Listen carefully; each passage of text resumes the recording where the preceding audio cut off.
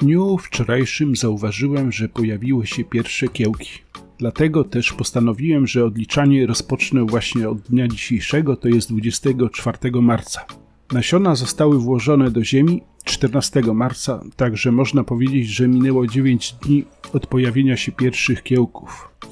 Jeżeli chcecie zobaczyć, jak zsadziłem te pomidorki, to odnośnik do filmu pojawi się właśnie teraz w prawym górnym rogu ekranu. Tu, jak widzicie, moja małżonka rządziła u mnie w pokoju, czego efekty możecie zauważyć na filmie. Z tego, co zauważyłem w porównaniu do roku poprzedniego, okres kiełkowania wydłużył się o kilka dni. Ale też temperatury są na razie niższe niż gdy sadziłem w zeszłym roku. Wtedy to było 20 do 30 stopni. Jak widzicie, metoda sadzenia nie jest ważna. Użyłem 2 różnych metod i 2 gatunki pomidorów, a kiełkowanie odbywa się mniej więcej w tym samym czasie. Tak, że zachęcam Was do spróbowania własnych sił. Nawet jeśli nie macie szklarni, to odpowiednie może być okno w pokoju, z tym, że uprzedzam, że taki pomidor może dorosnąć do 2 metrów i więcej.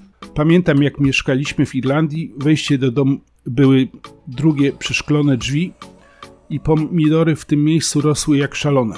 Przestrzegam też przed sadzeniem dużej ilości sadzonek pomidorów, bo gdzie wy to wszystko wsadzicie? No, chyba że macie miejsce w szklarni, ogrodzie, tunelu foliowym.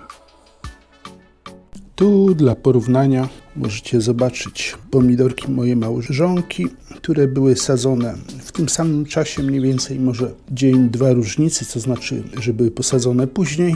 No jak widać w porównaniu do tamtych, które dorastały przy sztucznym oświetleniu, to są po prostu olbrzymie, jak widzicie.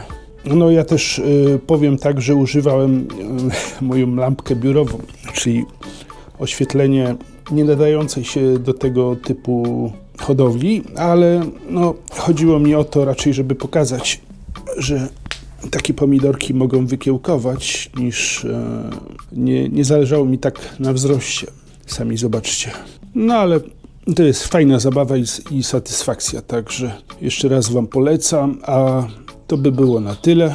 Życzę Wam miłego weekendu i do zobaczenia w następnym filmie.